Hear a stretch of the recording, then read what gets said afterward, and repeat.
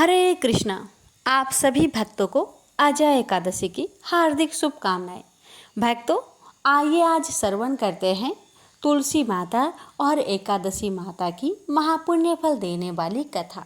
इसे श्रद्धा पूर्वक श्रवण करने से विष्णु भगवान और माता लक्ष्मी की विशेष कृपा प्राप्त होती है। प्रेम से बोलिए हरे कृष्णा। ओम नमो भगवते वासुदेवाय। एक बुढ़िया माई तुलसी जी को सींचती और कहती कि हे तुलसी माता, सत की दाता, मैं तेरा बिरला सींचती हूँ। मुझे बाहु दे, पीतांबर की धोती दे, मीठा मीठा घास दे, बैकुंठा में बास दे, चटक की चाल दे, पाटक की मौत दे, चंदन का काठ दे, रानी सा राज दे, दाल भात का भोजन दे, 11 की मौत दे, कृष्णा जी का कांधा दे। तब तुलसी माता यह सुनकर सूखने लगी तो भगवान ने पूछा कि हे तुलसी, तुम क्यों सूख रही हो? तुलसी माता ने कहा कि एक बुढ़िया रोज आती है और यही बात कह जाती है, मैं सब बात तो पूरा कर दूंगी, लेकिन कृष्ण का कंधा कहाँ से लाऊंगी? तो भगवान बोले, जब वो मरेगी तो मैं अपने आप ही कंधा देने आऊंगा। तू बुढ़िया माई से कह देना। जब बुढ़िया माई मर गई, सब लोग आ गए। जब माई को ले जाने लगे तो वह किसी से न उठी। तब भगवान एक 12 बरस के बालक का रूप धारण करके आए। बालक ने कहा, मैं कान में एक बात कहूँगा तो बुढ़िया माई उठ जाएगी। बालक ने कान में कहा, बुढ़िया माई मन की निकाल ले, पीतांबर की धोती ले, मीठा मीठा ग्रास ले, बैकुंठा में बास ले, चटक की चाल ले, पाटक की मौत ले, कृष्ण जी का कांधा ले। यह सुनकर बुढ़िया माई हल्की हो गई। भगवान ने कंधा दिया और बुढ़िया माई को मुक्ति मिल गई। हे तुलसी माता, जैसे बुढ़िया माई को मुक्ति दी वैसे सबको देना। प्रेम से बोलिए तुलसी महारानी की जय। एक बार लक्ष्मी माँ सरस्वती और माँ गंगा के बीच किसी बात को लेकर बहस हो जाती है और यह बहस इतनी ज्यादा बढ़ जाती है कि एक दूसरे को श्राप दे देती है। गंगा माँ ने माता लक्ष्मी से कहा कि तुमने मुझे नदी का बेग बनाया है, तो मैं तुम्हें श्राप देती हूँ कि तुम एक पौधा बन जाओ जो वृंदा बनकर बाद में तुलसी का पौधा बने। तभी वहां माँ पार्वती आ जाती है और कहती है कि आखिर आप लोग एक दूसरे से क्यों लड़ रहे हो? माँ गंगा कहती है कि लक्ष्मी मेरे ऊपर हंसी है, इसलिए मैंने श्राप दे दिया। इस बात पर माँ पार्वती कहती है कि आप लोग ने गुस्से में एक दूसरे को श्राप दे दिया, लेकिन इस बात का भान है कि आप श्राप के कारण कितना कष्ट झेलना पड़ता है। माँ पार्वती कहती है कि 84 लाख योनियों में से 20 लाख योनियां वृक्ष और पौधे की है। लक्ष्मी, तो आप बताइए कि एक बार पौधे के रूप में धरती में जाने के बाद आपको वृक्ष या पौधे के रूप में किस किस योनि पर रहना पड़ेगा? माँ लक्ष्मी को अपने भूल का पछतावा हुआ और उन्होंने माँ पार्वती से सहायता मांगी और कहा कि कुछ ऐसा ही हो सकता है कि 20 लाख योनिया में से एक बार मैं छूट जाऊं। ऐसे में माँ पार्वती ने कहा कि इस शाम का हल मेरे पास तो नहीं है, लेकिन इसका हल महादेव ही बता सकते हैं। महादेव ही है जो हर तरह की योनि से छुटकारा दिला सकते हैं। तब माँ पार्वती ने भोलेनाथ से कहा कि कोई ऐसा उपाय बतलाइए प्रभु कि माँ लक्ष्मी तुलसी के बाद किसी अन्य योनि का दुख ना भोगे। तब महादेव ने इस उपाय को बताया। कार्तिक माह में लक्ष्मी जी ने तुलसी के कुआरे के रूप में प्रकट हुई। कहा जाता है कि द्वादशी तिथि के दिन तुलसी के पौधे में लगी मंजरी को तोड़कर सारे ग्राम को अर्पित कर दे। ऐसा करने से माँ लक्ष्मी का पौधे की योनि से मुक्ति मिल जाती है और वह किसी अन्य पेड़ पौधे की योनि में नहीं जाती है और मोक्ष पा लेती है। इसके साथ ही ऐसा करने से व्यक्ति को माँ लक्ष्मी का सुख समृद्धि, धन संपदा, ऐश्वर्य का आशीर्वाद देती है। तुलसी मंजरी को भगवान कृष्ण को भी चढ़ाया जा सकता है। ऐसा करने से माँ लक्ष्मी के साथ कृष्ण भगवान प्रसन्न होते हैं। प्रेम से बोलिए तुलसी माता की जय, लक्ष्मी नारायण की जय। तुलसी माता और गणेश भगवान की कथा। भगवान श्री गणेश को तुलसी नहीं चढ़ती। इसके पीछे पुराणों में एक रोचक कथा मिलती है। एक समय में धर्मात्मज नाम के राजा हुआ करते। उनकी कन्या तुलसी यौन अवस्था में थी। अपने विवाह की इच्छा लेकर तीर्थ यात्रा पर निकल पड़ी। उन्होंने कई जगह की यात्रा की। एक स्थान पर उन्हें तरुणावस्था में भगवान श्री गणेश को तपस्या में लीन देखा। भगवान गणेश का रूप अत्यंत मोहक और आकर्षक था। तुलसी भगवान गणेश के इस रूप पर मोहित हो गई और अपने विवाह का प्रस्ताव उनके समक्ष रखने के लिए उनका ध्यान भंग कर दिया। भगवान गणेश ने स्वयं को ब्रह्मचारी बताते हुए तुलसी का विवाह प्रस्ताव ठुकरा दिया। तुलसी को भगवान गणेश के इस रूखे व्यवहार और अपना विवाह प्रस्ताव ठुकराए जाने से बहुत दुख हुआ और उन्होंने आवेश में आकर भगवान गणेश को 2 विवाह होने की श्राप दे दिया। इस पर श्री गणेश ने भी तुलसी को असुर से विवाह होने का श्राप दे डाला। बाद में तुलसी को अपनी भूल का एहसास हुआ और भगवान गणेश से क्षमा मांगी। ना तुम्हारा श्राप खाली जाएगा ना मेरा। मैं रिद्धि और सिद्धि का पति बनूंगा और तुम्हारा भी विवाह राक्षस जलांधर से अवश्य होगा। लेकिन अंत में तुम भगवान विष्णु और श्री कृष्ण की प्रिया बनोगी और कलयुग में भगवान विष्णु के साथ तुम्हें पौधे के रूप में पूजा जाएगा। लेकिन मेरी पूजा में तुलसी का प्रयोग नहीं किया जाएगा। प्रेम से बोलिए तुलसी माता की जय, गणेश भगवान की जय। एक बार देवराज इंद्र देवगुरु बृहस्पति के साथ भगवान शिव का दर्शन करने कैलाश गए। महादेव ने दोनों की परीक्षा लेनी चाहिए, इसलिए रूप बदलकर अवधूत बन गए। उनके शरीर पर कोई वस्त्र न था। उनका शरीर जलती हुई अग्नि के समान धधक रहा था और अत्यंत भयंकर नजर आते थे। अवधूत दोनों के रास्ते में खड़े हो गए। इंद्र ने एक विचित्र पुरुष को रास्ते में खड़े देखा तो चौंके। इंद्र को देवराज होने पर गर्व घेरने लगा। उन्होंने उस भयंकर पुरुष से पूछा, तुम कौन हो?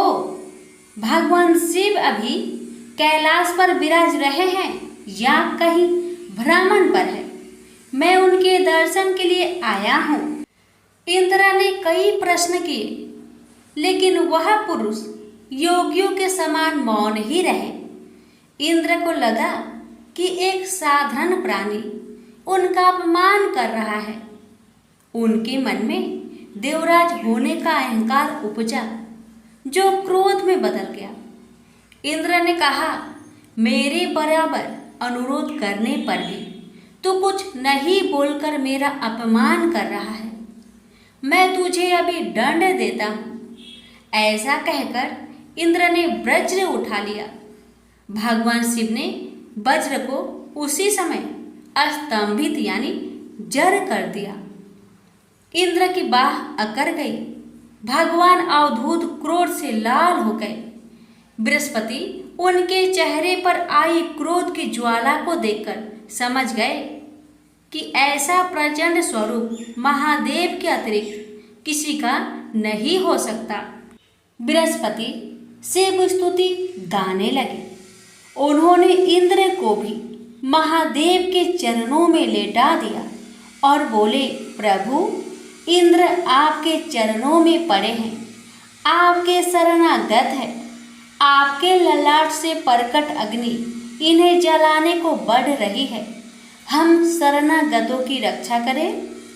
बृहस्पति ने विनती की, प्रभु, भक्तों पर आपकी सदा कृपा बरसती है।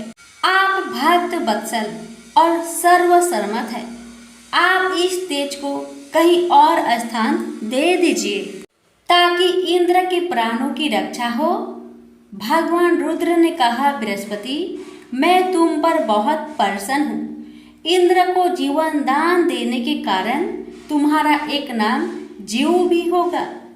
मेरे तीसरे नेत्र से प्रकट इस अग्नि का ताप देवता सहन नहीं कर सकते, इसलिए मैं इसको बहुत दूर छोड़ूंगा। महादेव ने उस तेज को हाथ में धारण कर समुद्र में फेंक दिया। वहां फेंके जाते ही भगवान शिव का वह तेज तत्काल एक बालक के रूप में परिवर्तित हो गया। सिंधु से उद्भव होने के कारण उसका नाम सिंधु पुत्र जलंधर प्रसिद्ध हुआ। जलंधर जिसका नाम शंखचूड़ भी हुआ, शिव के तेज से उत्पन्न हुआ था। इस कारण परम शक्तियों से संपन्न था। वह देवों से भी ज्यादा शक्तिवान था। वह उस तेज से पैदा हुआ था जो इंद्र को समाप्त करने वाला था। इसलिए असुरों ने उसे अपना राजा बनाया। अवधूत रूप में यह लीला करने के बाद महादेव अंतर्ध्यान हो गए। इंद्र के गर्भ का भंजन भी हुआ, भगवान के दर्शन भी हो गए। तुलसी से जुड़ी एक कथा बहुत प्रचलित है।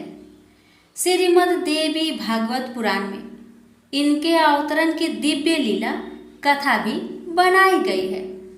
एक बार शिव ने अपने तेज को समुद्र में फेंक दिया था।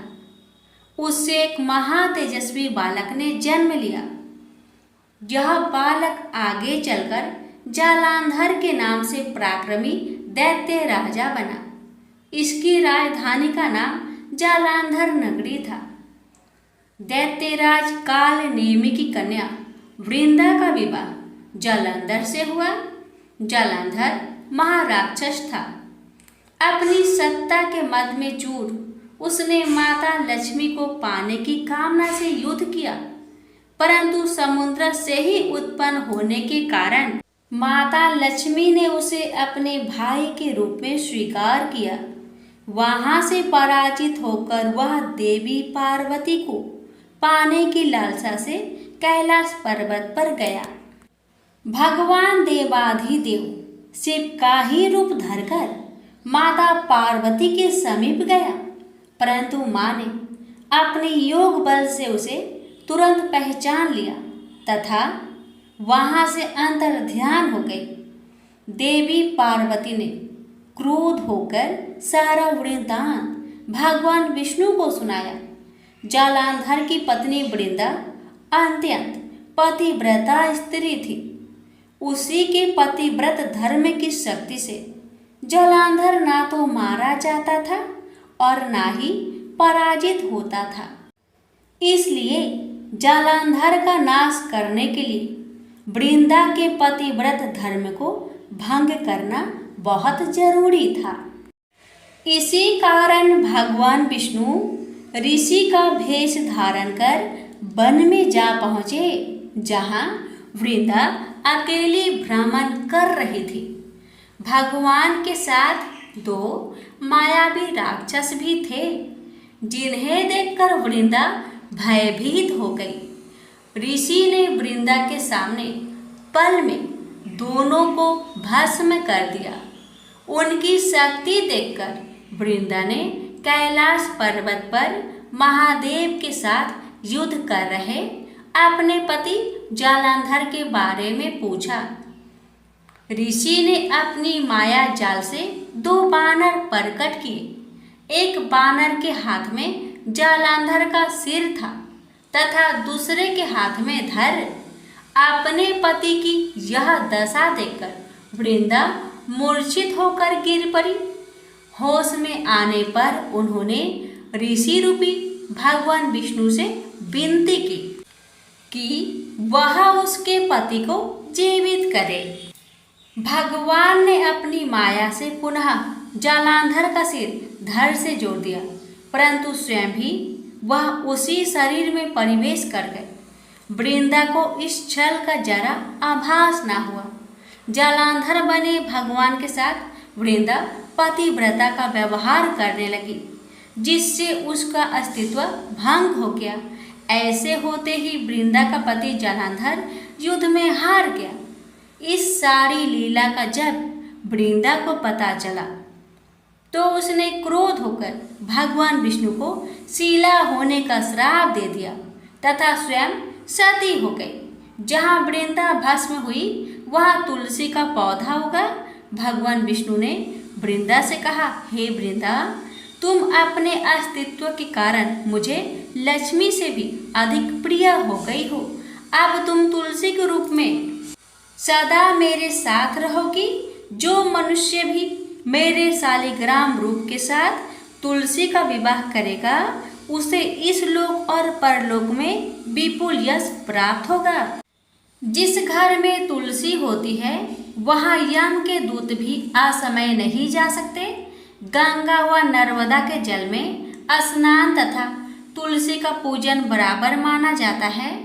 चाहे मनुष्य कितना भी पापी क्यों न हो, मृत्यु के समय जिसके प्राण मंजरी रहित तुलसी और गंगा जल मुख में रखकर निकल जाते हैं वह पापों से मुक्त होकर बैकुंठ धाम को प्राप्त होता है। जो मनुष्य तुलसी व आंवले की छाया में अपने पितरों का श्राद्ध करता है उसके पितर मोक्ष को प्राप्त हो जाते हैं। उसी दैत्य जालांधर की यह भूमि जालांधर नाम से विख्यात है। सती वृंदा का मंदिर मोहल्ला कोट किशनचंद में स्थित है। कहते हैं इस स्थान पर एक प्राचीन गुफा थी जो सीधी हरिद्वार तक जाती थी। प्रेम से बोलिए जय श्री हरि। तुलसी मैया की जय, लक्ष्मी नारायण की जय। एक बार एक राज्य में एक राजा रहा करता था। राजा बहुत ही बुद्धिमान और बलशाली था।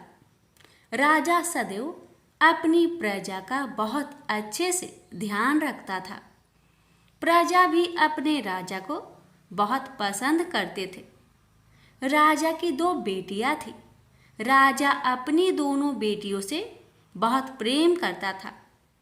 राजा की छोटी बेटी देखने में बहुत सुंदर और आकर्षण थी और राजा की बड़ी छोटी बेटी के मुकाबले थोड़ा कम सुंदर थी।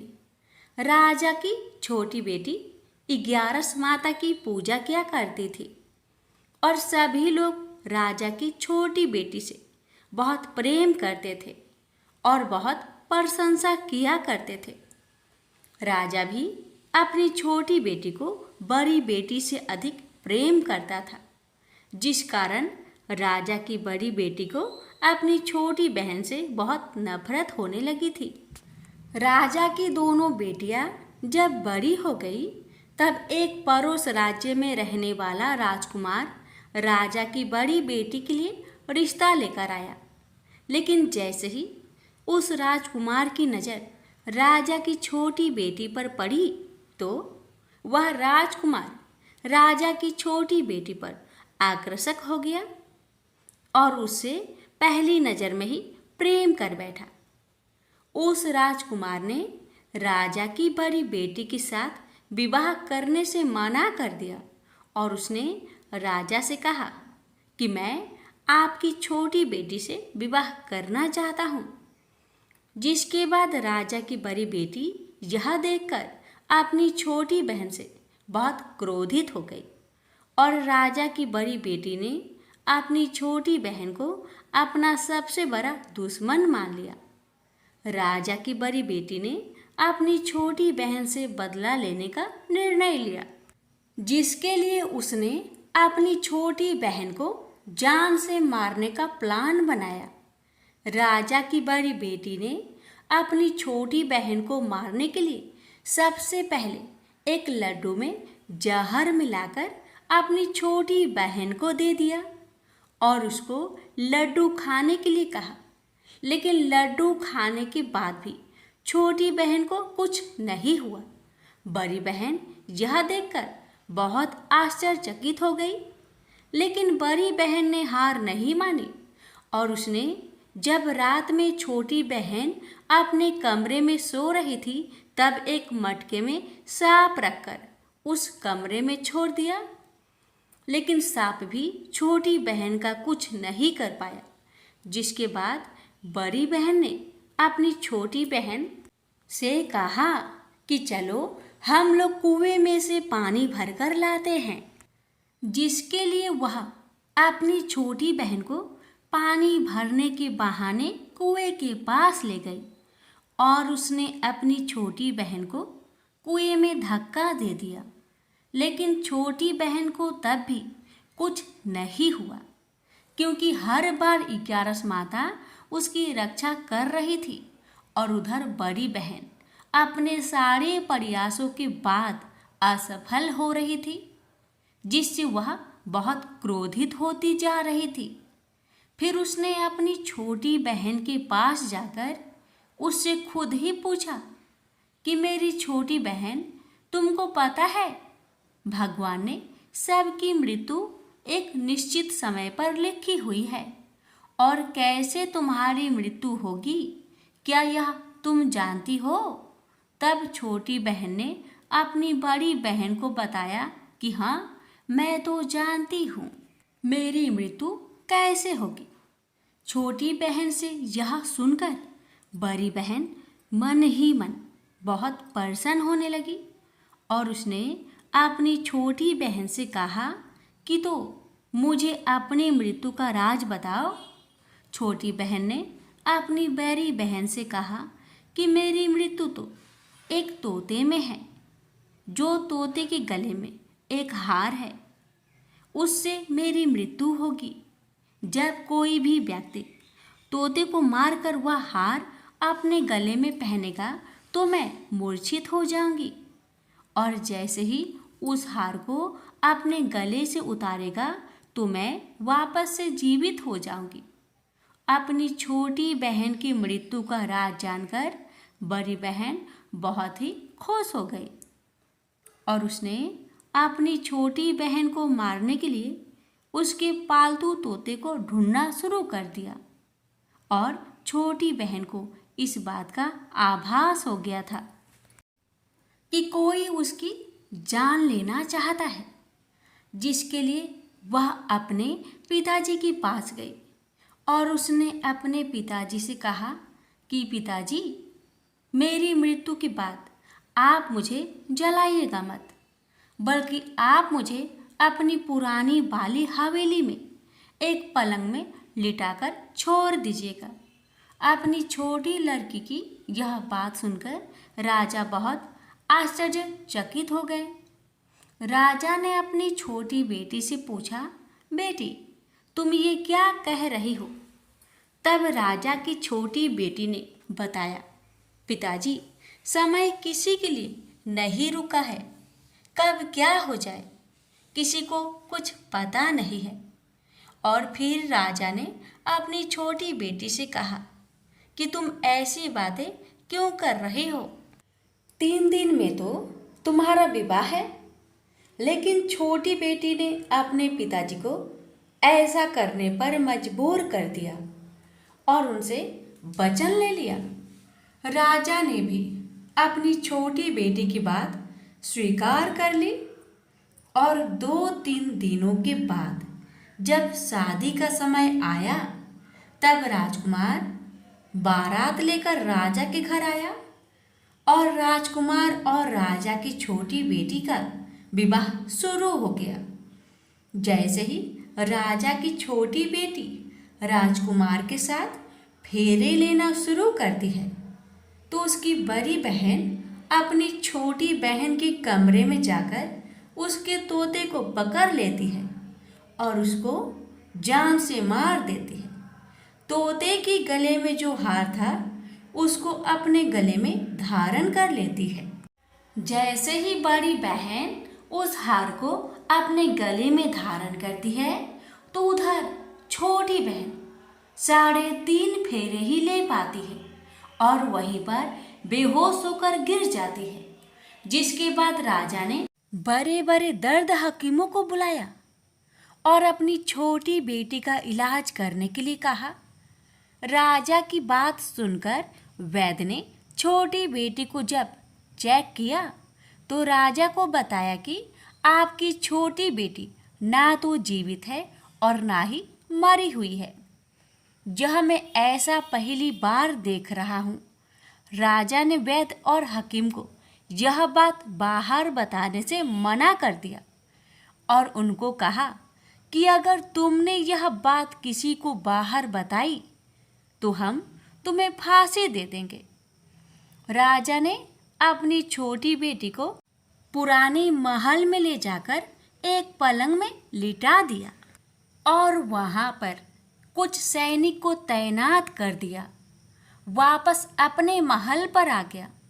राजा की बड़ी बेटी अपने पिताजी के पास आई और कहने लगी कि पिताजी, अगर यह शादी संपन्न नहीं हुई तो आपकी इज्जत का क्या होगा? आप कहे तो आपकी इज्जत बचाने के लिए राजकुमार से शादी करने के लिए तैयार हूँ। जिसके बाद राजा ने अपनी बड़ी बेटी की बात मान ली और राजा ने बड़ी बेटी को छोटी बेटी की कपड़े पहनाकर मंडप पर भेज दिया। लेकिन राजकुमार यह जान गया कि यह राजा की छोटी बेटी नहीं बल्कि यह राजा की बड़ी बेटी है।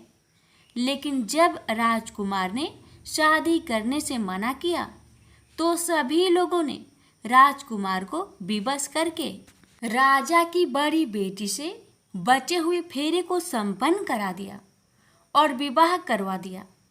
जिसके बाद राजकुमार राजा की बड़ी बेटी को अपने महल ले गया।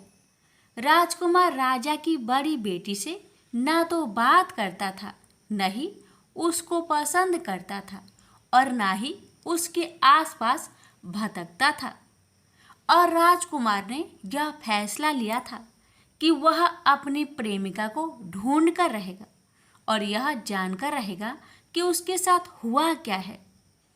एक दिन राजकुमार अपने घोड़े पर सवार होकर राजा के पुराने महल के पास पहुंच गया, जहां पर उसने कुछ सैनिकों को देखा।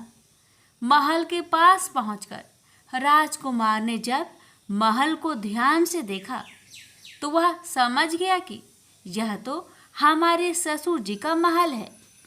तब राजकुमार ने सैनिकों से पूछा, तुम लोग यहाँ क्या कर रहे हो और इस महल के अंदर उस पलंग में कौन लेटा है? जिसके बाद सैनिकों ने बताया कि यहाँ पर राजा की छोटी बेटी लेटी है। यह सुनकर राजकुमार बहुत प्रसन्न हो गया और वह तुरंत अपनी प्रेमिका के पास पहुंच गया और उसकी सेवा करने लगा। जैसे ही रात हुई तो राजा की छोटी बेटी उठकर खड़ी हो गई। राजकुमार यह देखकर बहुत खुश हो गया और उसने अपनी प्रेमिका से पूछा कि तुम यहाँ क्या कर रही हो? तुम मेरे साथ मेरे घर चलो।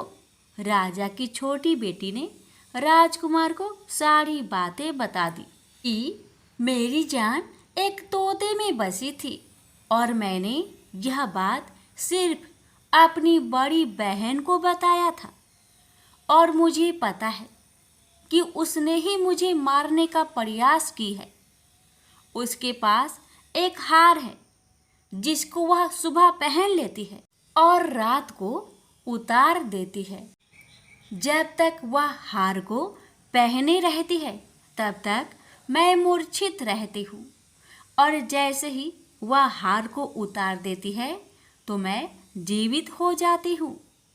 और जब तक मेरी बड़ी बहन के पास वह हार है तब तक मैं ऐसे ही जीवित और मूर्छित होती रहूँगी। अगर मेरी बड़ी बहन के पास जो हार है वह मेरे हाथ में लग जाए तो मैं हमेशा के लिए जीवित हो जाऊंगी। राजकुमार यह बात सुनकर राजा की छोटी बेटी के पास रहने का निर्णय ले लिया और अपने बचे हुए सारे फेरे उस पलंग में लेटी राजकुमार की छोटी बेटी के साथ ले लिया और अपना विवाह पूर्ण कर लिया और वहीं पर ही रहने लगा। देखते ही देखते कुछ समय में राजा की छोटी बेटी और राजकुमार की पत्नी पेट से हो गई। एक दिन राजकुमार को किसी काम से बाहर जाना पड़ा, तब छोटी बहन के पेट में बहुत तेज दर्द होने लगा, जिसके बाद उसने 11 माता का आह्वान किया। जिसके बाद वहाँ पर 11 माता प्रकट हुई और उन्होंने अपनी भक्तों के दर्द को दूर किया और एक पुत्र की प्राप्ति करवाई। और वहीं पर अचानक से राजकुमार भी आ गया। राजकुमार ने 11 माता को देखा तो वह आश्चर्यचकित हो गया और उसने तुरंत माता को प्रणाम किया। और 11 माता ने राजकुमार से कहा कि जब तुम्हारा बेटा 5 वर्ष का हो जाए तो तुम अपनी पत्नी का हार आकर इसके गले में डाल देना। और देखते ही देखते राजकुमार और राजा की छोटी बेटी का पुत्र 5 वर्ष का हो जाता है। तो राजकुमार अपने बेटे से कहता है कि बेटा, मैं कुछ काम से बाहर जा रहा हूँ, तुम अपनी माता का ध्यान रखना। और वहाँ से चला जाता है। राजा को बाहर निकलता देख बड़ी बहन के सैनिक देख लेते हैं और बड़ी बहन को जाकर सारी बातें बता देते हैं। जिसके बाद बड़ी बहन अपनी छोटी बहन के पुत्र को वहाँ से उठवा लेती है और उसको मरवा देती है। छोटी बेटी के पुत्र को 2 टुकड़े करवा देती है। पहला टुकड़ा चक्की के पास छुपा देती है और दूसरा टुकड़ा अपनी पलंग के नीचे रख देती है। अब 11 माता भिखारी का रूप लेकर आती हैं। एक भिखारी का रूप रखकर बड़ी बहन के पास चली जाती है। जिसके बाद वहाँ पर भिक्षा मांगने लगती है। बड़ी बहन अपने नौकरों से कहती है कि जाकर भिक्षा दे दो, लेकिन जैसे ही नौकर 11 माता को भिक्षा देने के लिए जाते हैं तो माता उन्हें मना कर देती है और कहती है कि मैं तुम्हारी महारानी से ही भिक्षा लूँगी।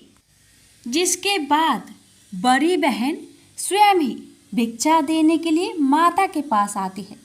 तब माता एक बिल्ली का रूप लेकर उसके कमरे में चली जाती है और वहाँ पर छोटी बेटे के पुत्र को 2 टुकड़ों को आपस में जोड़ देती है और उसे जीवित कर देती है और उसे वहाँ से ले जाती है।